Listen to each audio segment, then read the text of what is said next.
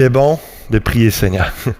Il est bon de le vivre, que vous soyez dans des temps seuls ou dans des moments famille ou connectés dans les groupes vie, les groupes Zoom en semaine. Prenez le temps de prier le Seigneur, de louer le Seigneur, d'être reconnaissant et de vraiment élever votre voix vers le Seigneur les uns pour les autres. On va aller dans 1 Thessaloniciens chapitre 2, les versets 13 à 16. 4 versets qu'on va regarder ensemble ce matin. Et j'ai pas de titre ce matin de mon message, on est dans la série, mais je fais un concours pour le titre. Ceux qui sont en ligne dans le chat, entre 10h30 et 10h45, vers la fin du message, s'il y a un titre qui vous a inspiré en écoutant à la fin du message, écrivez-le dans le chat. Vous allez peut-être gagner le concours il va apparaître sur le titre dans la chaîne YouTube et sur notre page Facebook. Qui sait donc oser participer à ce concours. Et il y a 2 semaines, je vous ai apporté un message sur le leadership biblique. Je ne sais pas pourquoi on ne voit pas le titre, on le voyait sur mon ordinateur, mais le leadership biblique. Et on a vu 5 points que Paul dit à l'Église de Thessalonique et que l'Église Fusion a besoin de savoir pour ses leaders spirituels actuels, futurs également, et pour l'Église de savoir à quoi s'attendre par rapport à un leadership. La vérité est essentielle, l'intégrité est essentielle chez un leader chrétien. On a vu ça, on a vu que le leader chrétien doit plaire à Dieu plutôt qu'aux hommes. On a vu que le leader chrétien est une mère, pas un mercenaire. On a vu que le leader chrétien travaille plus que moins pour prêcher l'Évangile et que finalement que le leader chrétien est un père qui fait tout pour que les chrétiens marchent dignement pour Dieu. C'est ça le but, c'est ça les exigences, c'est ça vraiment le cœur de Dieu pour le leadership de toute Église chrétienne. On entre dans 1 Thessaloniciens chapitre 2, verset 13 jusqu'à 16. J'utilise la version français courant ce matin.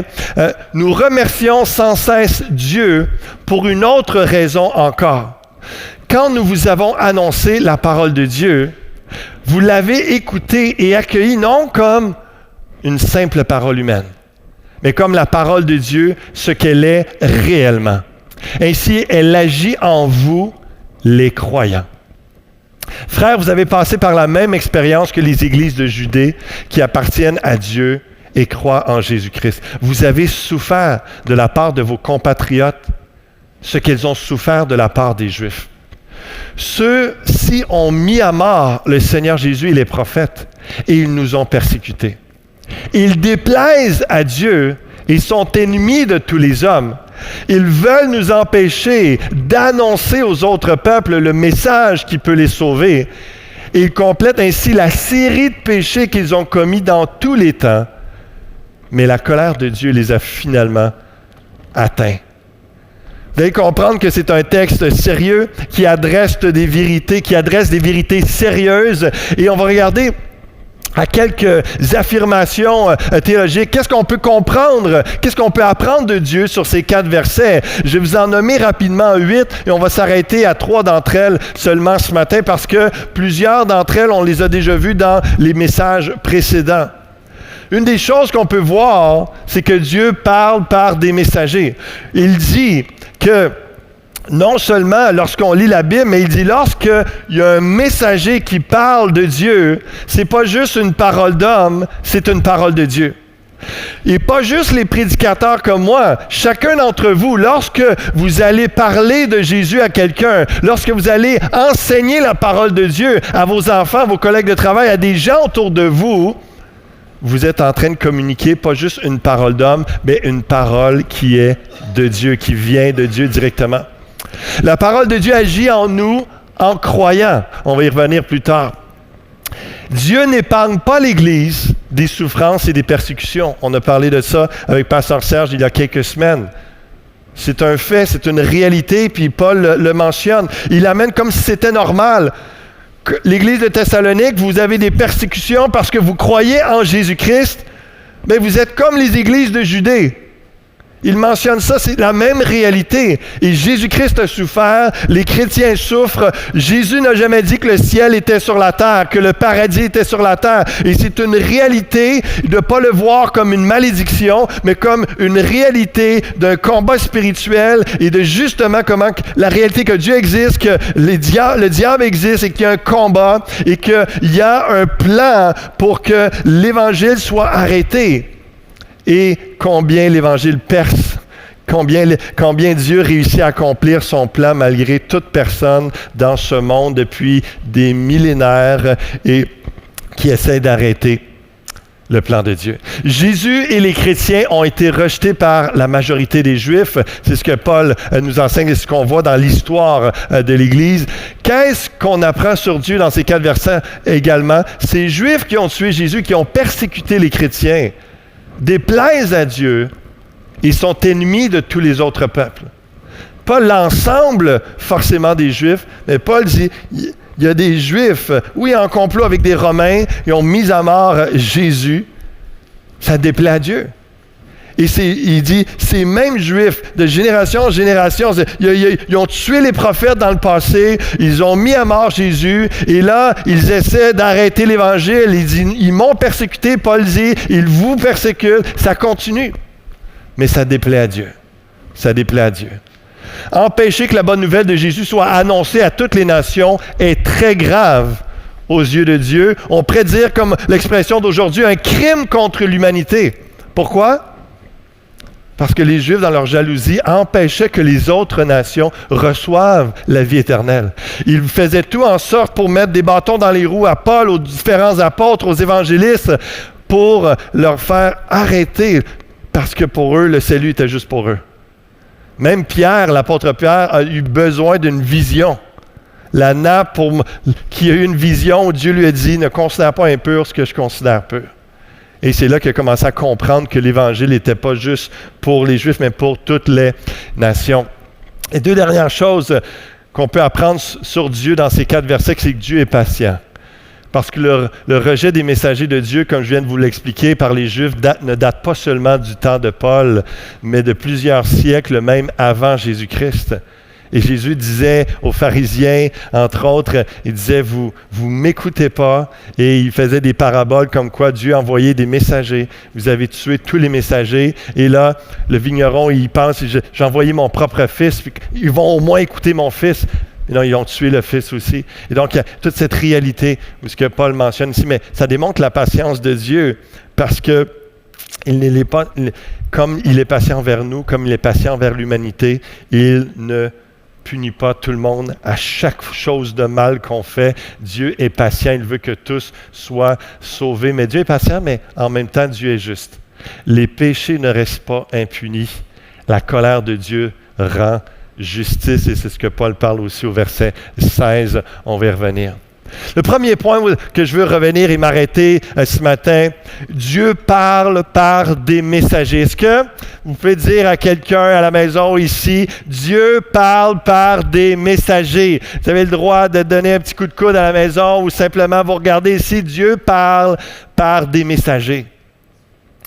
Et comprenez une chose, que lorsque vous entendez un message le dimanche matin, ou lorsque vous ouvrez votre Bible, ou lorsque vous êtes à la maison en ligne en train d'écouter sur YouTube ou différents sites, une parole de Dieu, lorsque la Bible est citée, lorsque la bonne nouvelle de Jésus-Christ est annoncée, c'est pas juste un homme ou une femme qui parle, c'est Dieu lui-même qui vous parle. C'est le message de Dieu. Et c'est pour ça que les Thessaloniciens ont été sauvés, parce qu'ils ont pris la parole de Paul, pas comme la parole de Paul, mais comme le message de Dieu pour eux, et ils ont cru, et ils ont été sauvés.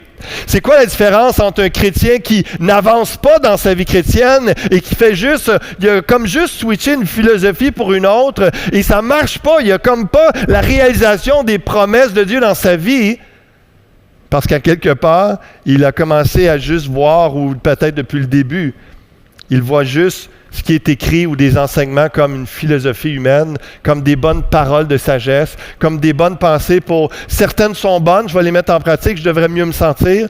Ah, ceux-là, ça ne me plaît pas, je ne les mettrai pas. C'est pas ça le christianisme. L'Évangile fait effet dans notre vie, il nous sauve lorsqu'on y place notre foi. Lorsqu'on place notre foi en Jésus-Christ, on est sauvé. La parole de Dieu agit en nous en croyant. 1 Corinthiens 1,18 nous dit « La prédication de la croix est une folie pour ceux qui périssent. Mais pour nous qui sommes sauvés, c'est une puissance de Dieu. » C'est une puissance de Dieu. Romains 10, 17 va dire « Ainsi la foi vient de ce qu'on entend. Et ce qu'on entend vient de la parole de Christ. » Dans le message précédent, je vous avais apporté Paul est en train de dire « Je ne vous enseigne pas des erreurs. » Parce que je ne viens pas juste vous donner des paroles d'homme, d'une bonne philosophie, puis hey, payez-moi pour une belle philosophie que je viens de vous enseigner. C'est vraiment intelligent, ça va vraiment, vous allez pouvoir en parler au bureau, puis ça va être vraiment là, avec les collègues de travail, puis en train de faire des tentes, puis etc. Vous allez voir, ça va être vraiment, là, vous allez pouvoir vous péter les bretelles, puis les gens vont être surpris, épatés de vous entendre, de toute l'intelligence. Non, Paul dit, c'est pas juste des erreurs, c'est pas des enseignements qui n'ont rien à voir avec Dieu ou avec la foi en Jésus-Christ. Il dit c'est une parole de Dieu. On vous a enseigné ce que Dieu nous a enseigné, ce qu'il nous a révélé et on vous l'a partagé. Et la même chose ici, Paul dit aux Romains, la foi vient de ce qu'on entend et ce qu'on entend vient de la parole de Christ. Lorsque c'est la parole de Dieu, ça transforme nos vies. Hébreux 4.2 va dire cette bonne nouvelle nous a été annoncée, aussi bien qu'à eux. Mais la parole qui leur fut annoncée ne leur servit de rien. Réalisez-vous qu'il y a bien des prédications qui servent à rien pour bien des gens. C'est décourageant pour nous, les pasteurs, les prédicateurs. Mais c'est une réalité. Parce que si vous ne croyez pas ce qui est enseigné, si vous ne mettez pas en pratique ce qui est enseigné, ça ne vous sert absolument à rien. Si vous parlez de l'Évangile de Jésus-Christ à quelqu'un, il ne le reçoit pas, ne le croit pas, ne l'accepte pas, ça ne va rien changer malheureusement. La parole qui leur fut annoncée ne leur servit de rien parce qu'elle ne trouva pas de la foi chez ceux qui l'entendirent. Isaïe 35, on connaît souvent la première portion du verset, c'est cité, puis on ne dit pas souvent la dernière. Ainsi a parlé le Seigneur. L'Éternel, le Saint d'Israël, c'est dans la tranquillité et le repos que sera votre salut. C'est dans le calme et la confiance que sera votre force. Et là, tout le monde dit « Amen, Amen ». Mais le prophète est en train de parler aux Juifs, est en train de parler au peuple d'Israël, puis vous dit « Ça, c'est ce que Dieu voulait pour vous, mais vous ne l'avez pas voulu. » Ça, c'est la fin du verset 15. Autrement dit, vous n'y avez pas cru, vous n'avez pas porté d'intérêt, vous n'y avez pas obéi, vous n'êtes pas soumis, donc vous ne vivez pas la tranquillité, le repos, le salut, la confiance et le calme. Et c'est vraiment relié ensemble l'importance. Et Paul rend grâce à Dieu. Dans le verset 13, il rend grâce à Dieu parce qu'il dit aux Thessaloniciens, vous avez reçu l'Évangile comme une parole de Dieu et non une parole d'homme. Puis je vois le salut dans vos vies, je vois l'effet, je vois que malgré la persécution, vous persévérez. Dieu est là avec vous, en vous, ça paraît et je rends grâce au Seigneur. Acte 17, 32, et juste pour vous préparer au verset qui s'en vient. Paul, il a prêché à toutes sortes de monde, dans toutes sortes de circonstances. On vit la même chose, on croise dans notre vie. On n'est peut-être pas tous des prédicateurs et apôtres comme Paul, mais on croise toutes sortes de monde, dans toutes sortes de circonstances, et on a toutes sortes de réactions à l'Évangile. Et c'est arrivé à Paul où il annonçait l'Évangile, des centaines, des milliers de personnes venaient à l'Évangile. Il a aussi annoncé l'Évangile à des milliers de personnes qui en ont peut-être une ou zéro ou quelques personnes que les actes nous disent qu'ils ont cru au Seigneur. Ça y est arrivé à lui aussi. C'est arrivé aussi à Jésus d'arriver à un endroit où il a pu faire peu de miracles à cause de leur incrédulité et où l'Évangile ne perçait pas, où il n'était pas vu comme vraiment un envoyé de Dieu, comme le Fils de Dieu. Non, c'est notre frère. Non, c'est celui qu'on connaît, fils du charpentier, etc. Il y a tout eu les réactions, même à Jésus, même à Paul. On va le vivre aussi. Mais comprenons quelque chose. Quelle est notre réaction lorsqu'on entend la parole de Dieu? Et quelle est la réaction des gens lorsqu'on parle de l'Évangile. Lorsqu'ils entendirent parler de résurrection des morts, les uns se moquèrent et les autres dirent, nous t'entendrons là-dessus une autre fois. Tu sais, quand ça commence à chicoter, quand tu dis, oh, ben ça, je suis pas sûr. Oh, ça, c'est pas trop scientifique. 24, 25 dans les Actes. Mais au moment où Paul se mit à parler de la manière juste de vivre, de la maîtrise de soi et du jugement à venir, un sujet toujours intéressant à jaser autour d'un café avec des gens qui ne connaissent pas Dieu. Félix, le gouverneur, un homme en autorité, imaginez un politicien, mal à l'aise, lui dit, « Tu peux t'en aller maintenant. Quand j'aurai le temps, je te rappellerai. »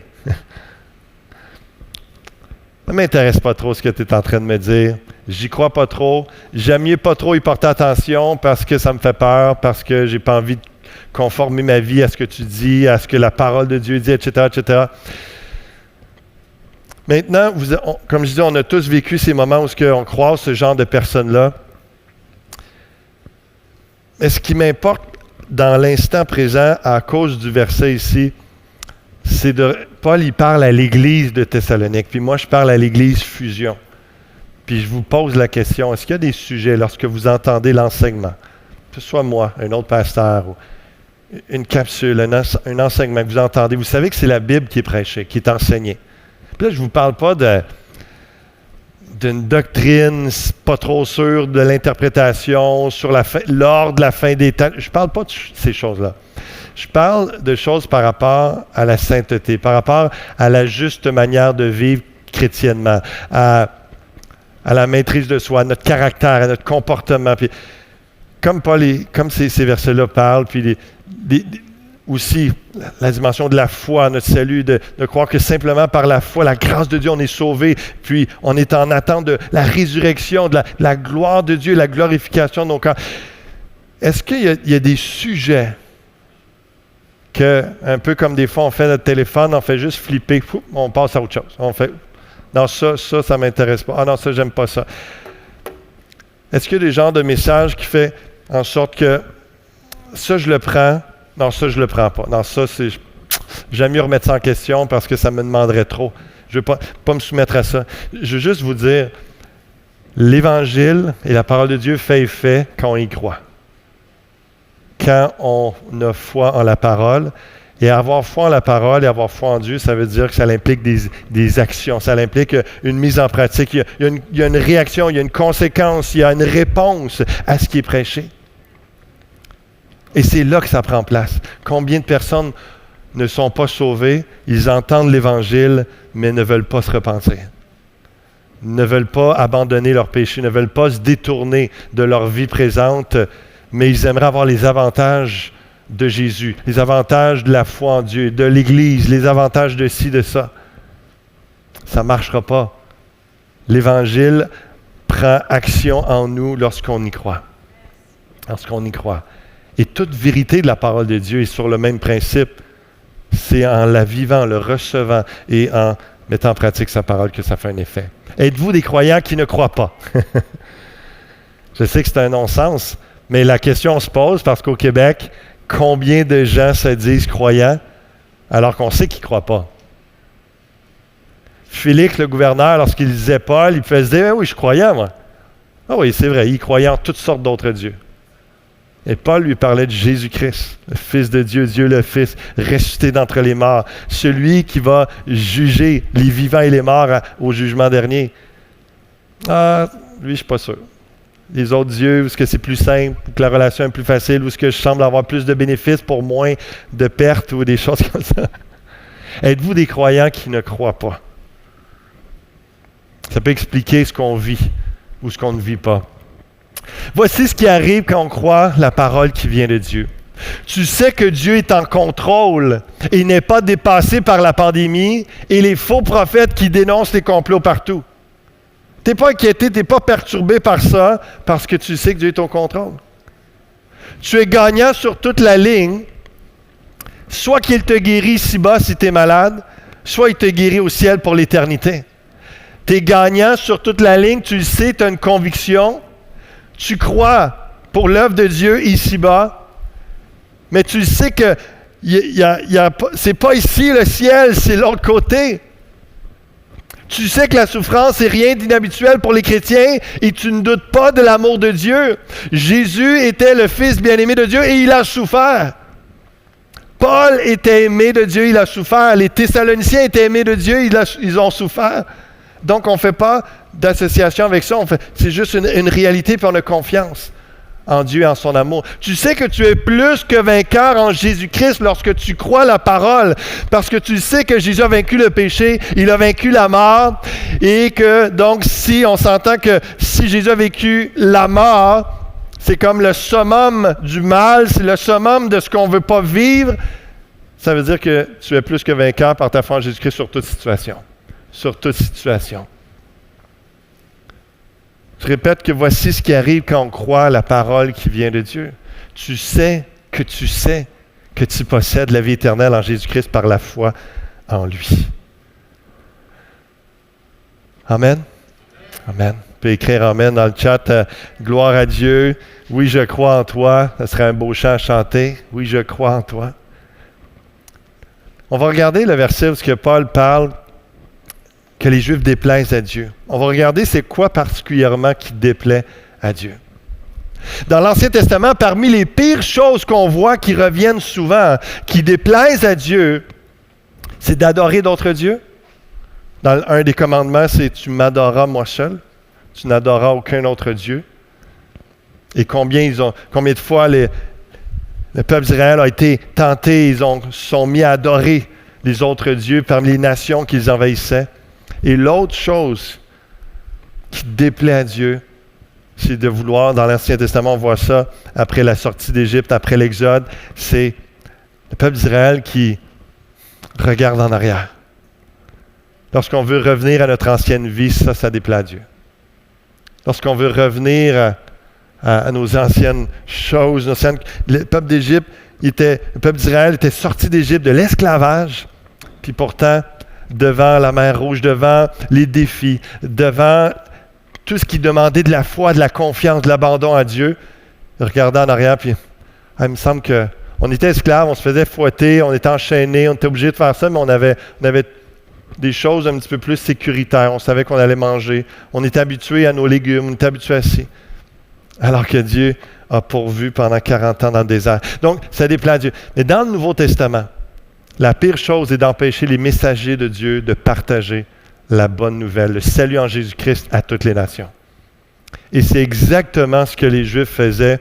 Et Paul est en train de leur dire et d'enseigner aux Thessaloniciens, il va y avoir un jugement, il va y avoir quelque chose parce qu'il y a de quoi qui déplaît réellement à Dieu. C'est le fait qu'ils empêchent les messagers de Dieu. Ils empêchaient Paul, ils empêchaient les autres chrétiens, ils empêchaient tous les autres disciples avant lui, après lui, de prêcher parce qu'ils, comme j'ai dit tantôt, ils étaient jaloux. Pour eux, le salut, ils étaient le peuple choisi, c'est vrai, mais combien de prophètes avaient annoncé que l'Évangile serait pour toutes les nations? Et là, quand ça arrive, non, c'est juste nous, Puis, il y a vraiment lorsqu'on, je ne sais pas si c'est la prochaine diapo, parmi les historiens et chez dans la pensée romaine, il y avait cette compréhension et cette vision des Juifs comme ils sont loyaux entre eux, mais ils sont hostiles à toute autre nation. Et ça, on voit ça que ça revient dans les écrits Flavius Joseph et d'autres chez les historiens de l'époque de ce temps-là, de Jésus et des apôtres, où est-ce que toute relation avec les autres peuples, c'était hostile, ça n'allait pas bien, c'était toujours tendu, c'était difficile. Et c'est ça qui est arrivé aussi avec l'Évangile. Paul arrive avec un message de Jésus pour le salut maintenant, pas juste pour les Juifs, pour toutes les nations. Paul était juif. Donc, c'était frustrant, ils étaient enragés. Au début, ils écoutaient, « Ah, il est juif, tiens, viens dans une synagogue, enseigne. » Là, ils se mettaient à prêcher l'Évangile. Et là, « Wow, qu'est-ce que tu dis, toi, là? Jésus peut sauver n'importe qui de toutes les nations dans le monde entier, pas juste les... Wow, non. Ramasse les roches. Donc, c'était leur réaction. Et Paul entre dans ses accusations envers les Juifs seulement en lien avec la mission de Dieu, parce qu'ils empêchent la prédication de l'Évangile par leur jalousie. Mais comprenez que Paul aime les Juifs, c'est son peuple. On voit dans l'Épître aux Romains combien ils espèrent qu'ils reviennent à Jésus, qu'ils reconnaissent Jésus-Christ comme leur Messie. Et c'est pour ça qu'il y en a plusieurs qui sont venus à l'Évangile aussi dans les derniers siècles. On appelle ça des Juifs messianiques, donc d'origine juive, mais qui placent leur foi en Jésus-Christ. Mais je reviens un instant en arrière. Ils veulent nous empêcher d'annoncer aux autres peuples le message qui peut les sauver et ils complètent ainsi la série de péchés qu'ils ont commis dans tous les temps, mais la colère de Dieu les a finalement atteints. C'est ce qui déplaît énormément à Dieu, parce que ce qui plaît à Dieu, 1 Timothée 2 nous dit au verset 3, « Cela est bon et agréable devant Dieu notre Sauveur. » Il est en train de parler de la prière pour tous les hommes, les rois, les gens en autorité non chrétienne, qui veut que tous les hommes soient sauvés. Ce qui est bon et agréable devant Dieu notre Sauveur, c'est la prière pour tout le monde, parce que Dieu veut que tous les hommes soient sauvés et parviennent à la connaissance de la vérité. Il y a un seul Dieu et aussi un seul médiateur entre Dieu et les hommes, Jésus-Christ, homme. Ceux qui ont connu des conflits de couple familiaux savent c'est quoi un médiateur? D'avoir une personne qui est intermédiaire entre deux parties et qui essaie de créer une entente entre Dieu et l'humanité. Il y avait un conflit, c'est le péché, qui a fait qu'il y avait une division, il y avait une séparation, il y avait une inimitié, et puis il y avait quelque chose qui devait être réparé, réglé. Et c'est Jésus-Christ qui est venu dans son corps humain s'offrir en sacrifice sur la croix pour pardonner tous nos péchés, pour satisfaire à la justice, pour que du côté du parti de Dieu, lorsqu'il regarde l'humanité, à cause qu'il y a le médiateur qui a réglé tout conflit entre les deux, lorsque l'humanité pose sa foi en Jésus-Christ, le conflit est réglé. La relation renouée, la paix revient. C'est le seul moyen d'être en paix avec Dieu et que Dieu soit en paix avec nous. Combien de gens vont dire « Moi, ça va, je suis en paix avec Dieu, Dieu m'aime, je fais ce que je veux, une petite prière de temps en temps, etc. » Mais est-ce que Dieu est en paix avec toi? La seule façon que Dieu soit en paix avec nous, c'est par Jésus-Christ. Et ça plaît à Dieu que tout homme soit sauvé. Et comprenez pourquoi ça déplaisait à Dieu de voir qu'une nation, les Juifs, essayaient d'arrêter l'Évangile pour tout le monde.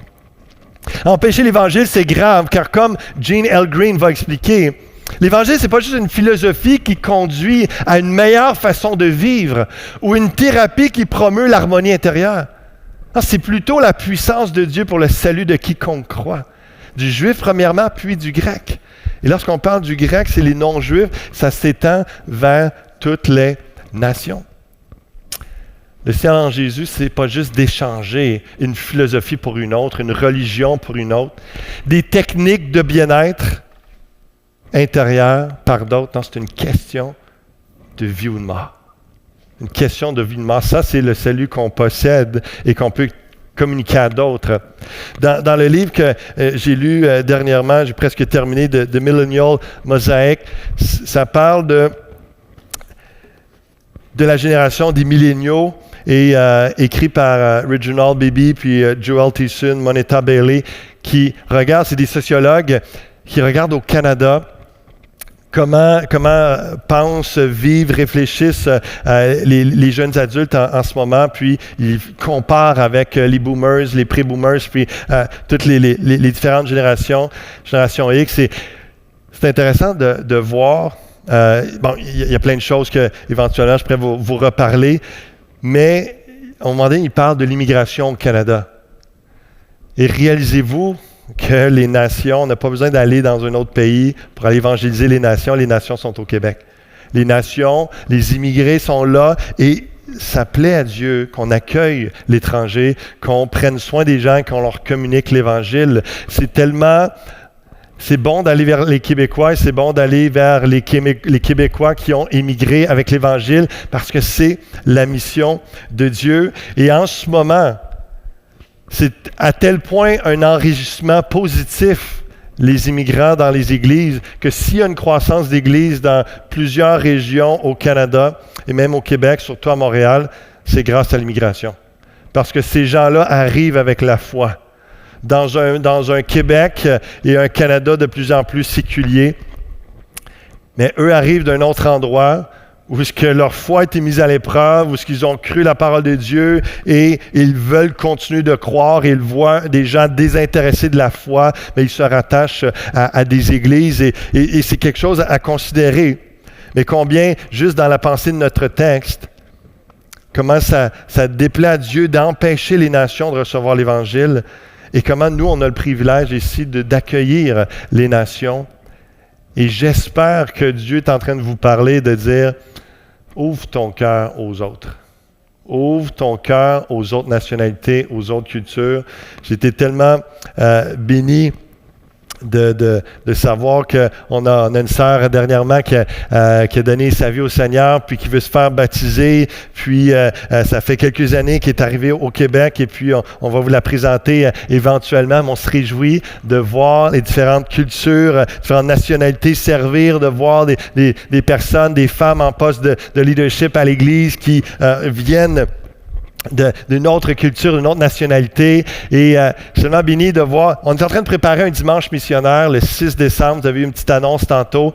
Et on va parler un peu de l'importance d'avoir un impact dans notre ville. Comment on ne peut pas aller faire une mission en ce moment en Colombie. On ne peut pas prévoir ça dans un autre pays, mais on peut continuer à être des missionnaires ici, là où on est. On est une église en mission. On est des gens en mission partout. Et on va parler de ça le 6 décembre. Et alors qu'on va recevoir notre sœur, la fille de Sylvie, Jacinthe Vaillancourt, qui va nous parler de son ministère avec Direction chrétienne à Montréal, où est-ce qu'il y a vraiment toutes sortes de besoins, mais c'est énormément multiculturel, ce que Granby commence à vivre de plus en plus, on s'en réjouit, mais on va voir comment, et avec notre sœur Liliana qui est la responsable du comité Fusion pour le monde, comité des missions, veut regarder comment on peut mettre en place quelque chose ici pour les immigrés, au niveau de l'évangélisation, au niveau de l'accueil, au niveau de vraiment aider à ce niveau-là. On va regarder, on va apprendre, on va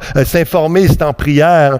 Et lorsque je méditais sur ce texte, le passage, et je voyais ce qui s'en venait, au début, c'était pas prévu comme ça, mais là, je suis en train de voir que Dieu prépare nos cœurs.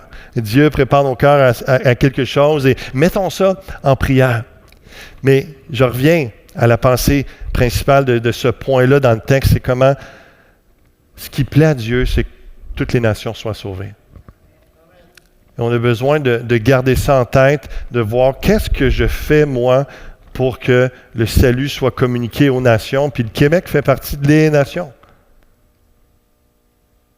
Qu'on ait toujours été ici, qu'on vienne de l'extérieur ou pas, c'est la même égalité, le même droit, la même justice, le même désir du cœur de Dieu que tous soient sauvés. Et combien on doit être ouvert et avoir laissé l'amour de Dieu déborder dans nos cœurs et avoir vraiment, pas une hantise, mais avoir vraiment quelque chose une conviction ferme et une lutte contre le fait d'empêcher les nations de recevoir l'Évangile, d'avoir quelque chose en dedans de nous qui est pour la justice, qui est pour le salut pour toute l'humanité. C'était clair dans le cœur de Paul qu'il avait reçu ça de Dieu, de dire que, eux autres, là, ils déplaisent à Dieu parce qu'ils empêchent les autres de recevoir l'Évangile. Assurons-nous qu'on ne fasse rien qui empêche les autres de recevoir l'Évangile. À toutes les dimensions, à tous les niveaux. Es-tu une aide ou un empêchement à propager la bonne nouvelle de Jésus? C'est ma question pour vous ce matin. J'en ai une autre. Es-tu pécheur d'homme ou juste pécheur? Regardez l'orthographe ici. Es-tu pécheur d'homme ou juste pécheur? On est appelé de passer de juste pécheur à justifié, pardonné, racheté par le sang de Jésus-Christ. Et tous nous sommes appelés à devenir ensuite pécheurs d'hommes. Pécheurs d'hommes. Aller chercher des âmes pour le Seigneur avec le message, la bonne nouvelle de Jésus-Christ. Paul est en train d'avertir dans ce texte-là, au verset 16, 1 Thessaloniciens 2, pour ceux qui sont perdus ou qui viennent de nous retrouver. Ceux qui se mettent dans le chemin du plan de Dieu seront punis sévèrement. Au verset 16, il nous parle de ça. Il parle des Juifs, mais par la bande, c'est pas juste eux. Dieu est juste. Son plan est le salut de l'humanité par son Fils Jésus-Christ. Celui qui ferme la porte à la présence de Dieu dans cette vie aura la porte fermée à la présence de Dieu après cette vie. Donc, on a un rôle à jouer ici-bas maintenant pour communiquer cette bonne nouvelle de Jésus-Christ. Et aujourd'hui, ne prétextez pas. Ne prétextez pas de dire « Ah, mais là, on est confiné, je ne peux pas parler à personne. » C'est faux, c'est faux, c'est faux. Parce que les quelques personnes qui sont ici, qui n'ont pas Internet, vous avez un téléphone. Et vous pouvez communiquer d'une façon ou d'une autre. Vous croisez des gens un peu partout. Et combien d'entre vous, les centaines, qui sont sur Internet? Juste peut-être de communiquer, de partager le lien dans vos courriels, sur votre compte Facebook, en ce moment même, le lien YouTube, peu importe que vous soyez, sur quel compte, et simplement partager ce que vous vivez, un témoignage sur votre compte, de faire une vidéo de quelqu'un, un prédicateur, un évangile, les capsules, ça me parle, des choses comme ça, qui, vous voyez que c'est bien présenté, ça vous touche, c'est selon vos couleurs, etc. Vous partagez ça. Puis vous venez de semer l'Évangile, vous venez de faire la plus grande chose qui plaît à Dieu, qui est de partager la bonne nouvelle de Jésus-Christ, parce qu'il veut que tous soient sauvés. Il veut que tous soient sauvés. Empêcher les nations de recevoir l'Évangile déplaît tellement à Dieu que le verset 5 nous dit qu'il punit, comme j'ai dit, ceux qui le font. La colère a fini par les atteindre. Il y a un désaccord dans les théologiens, les commentaires sur comment Israël a vécu la colère de Dieu. Qu'est-ce que Paul veut dire exactement? On sait que le temps de verbe, le passé utilisé au verset 16, c'est une utilisation prophétique pour dire que c'est sûr que ça va arriver. Donc, ce n'est pas forcément que Paul est en train de dire que c'est déjà arrivé, mais que c'est assuré que ça va arriver. Et là, il y en a qui voient la destruction du temple en 70 à Jérusalem comme un signe d'acte de Dieu, du jugement contre les Juifs. D'autres voient le jugement dernier qui est à venir et qui concerne tout le monde en passant, je précise, pas juste les Juifs. Nous, on va faire face à Jésus-Christ à la fin des temps et il va voir qu'on est son enfant, on est sauvé, on est pardonné, on va entrer dans le royaume de Dieu. Mais les autres qui ne connaissent pas le Seigneur sont encore sous la colère de Dieu. L'Évangile de Jean nous dit, ils sont encore sous la colère de Dieu. Ceux qui n'ont pas placé leur foi en Jésus-Christ. Et ce n'est pas un sujet toujours joyeux, mais c'est important de s'arrêter, de réaliser, d'en parler. Parce que les gens, si vous êtes dans un bloc appartement, les gens, vos voisins, s'ils ne connaissent pas Jésus-Christ, ils le savent peut-être pas, ils le savent probablement pas, mais ils sont sous la colère de Dieu. Donc, s'ils meurent dans ce contexte-là, dans le jugement dernier, ce n'est pas un accueil favorable qu'ils vont recevoir. Ce n'est pas un accueil favorable. Je vous rappelle l'image du médiateur. Il y a un conflit entre Dieu et l'humanité. Il y a un conflit, il y a une chicane majeure entre Dieu et vos collègues, vos membres de la famille qui ne connaissent pas Dieu en ce moment. C'est simplement présentant Jésus-Christ. Ça permet que ces personnes-là soient réconciliées avec Jésus-Christ. Je termine avec quelques points pratiques et on va prier ensemble par rapport à ce que je viens de vous partager. Paul commence le verset 13, encore une fois, je suis continuellement reconnaissant pour vous. Dieu veut qu'on soit reconnaissant, qu'on sache lui dire merci en toutes choses. Je n'ai pas parlé de ça ce matin, mais j'en ai parlé il y a plusieurs semaines. Recevoir les enseignements de la Bible comme la parole de Dieu. Persévérer dans les souffrances de la foi. Si vous vivez des souffrances, des persécutions à cause que vous êtes chrétien, des insultes, des moqueries, persévérez. Vous êtes comme les disciples des derniers siècles et comme chacun d'entre nous.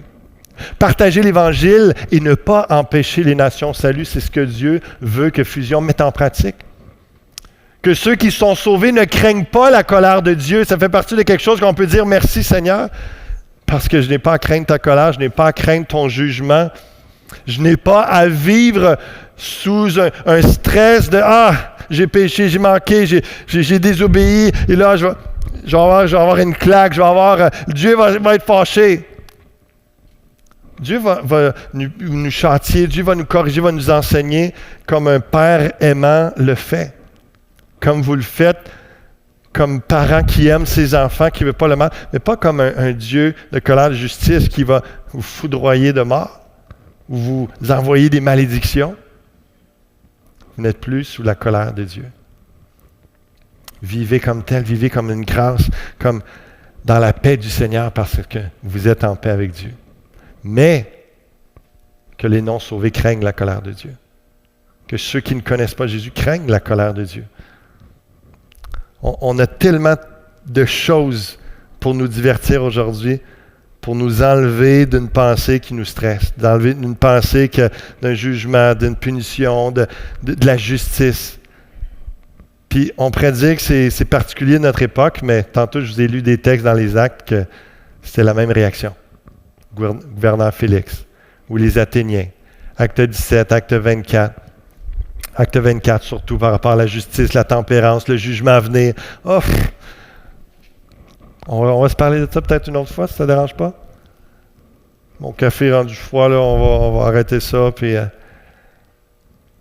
mais les non-sauvés, faut qu'ils craignent la colère de Dieu parce que c'est le fait, la vérité, pour les emmener à réaliser que les pneus touchent l'asphalte, comme on dit. Ça, c'est la vérité, que si tu ne te repens pas, que tu ne crois pas en Jésus-Christ comme ton Sauveur et Seigneur, tu vas subir tôt ou tard le jugement de Dieu.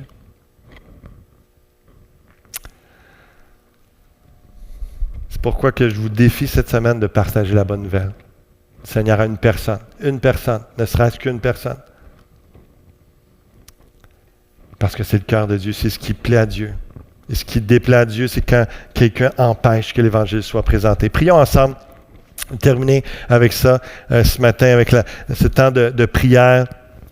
Ceux qui sont sur le chat, si vous avez une inspiration peut-être pour le titre du message, vous allez pouvoir l'écrire, vous allez peut-être gagner le concours. Mais regardons une chose plus importante. De prier par rapport à ce défi. De saisir la pensée, la colère de Dieu, parce que oui, Dieu est pleinement amour, mais il est pleinement justice. Et on ne voudrait pas d'un Dieu juste amour et non juste. Parce que ça voudrait dire que tout ce que vous avez souffert à cause du mal, du péché, ne serait jamais justifié, ne serait jamais vengé. Et ce serait impossible. Ce serait injuste. C'est le mot. Mais Dieu est amour et pleinement juste. Et c'est pour ça que tout se passe en son Fils. La colère est tombée sur lui et c'est la grâce qu'il nous fait lorsqu'on place notre foi en Jésus. Faisons-le ce matin. Seigneur, on vient devant toi. On prie, Seigneur, que tu puisses toucher les cœurs, rappeler ces vérités, Seigneur Dieu, dans les cœurs, et convaincre tous ceux qui entendent ce message, pour ceux qui ont tendance à zapper, ou même peut-être pour ceux qui l'ont déjà fait parce que le sujet de la colère et de la repentance et du péché, du jugement à venir, ça ne les plaît pas. Seigneur, va les rechercher, je t'en prie. Ramène-les à toi, ramène-les à cette vérité. Parce que s'ils ne plient pas le genou devant toi sur cette terre, ils vont le faire de toute façon de l'autre côté, parce que tu es Seigneur. Mais nous ne voulons pas qu'ils soient séparés de toi pour l'éternité. Nous voulons comme toi qu'ils soient sauvés, qu'ils soient avec toi dans la lumière et la joie et l'amour et la paix pour l'éternité. S'il y en a ce matin qui sont inquiets, qui sont soucieux par rapport à la colère de Dieu, qui ne sont pas en paix avec Dieu et qui savent que Dieu n'est pas en paix avec eux, venez déclarer votre foi en Jésus-Christ. Demandez-lui pardon pour vos péchés. Et simplement reconnaître que Jésus-Christ est votre Sauveur, votre Seigneur. Il est le médiateur.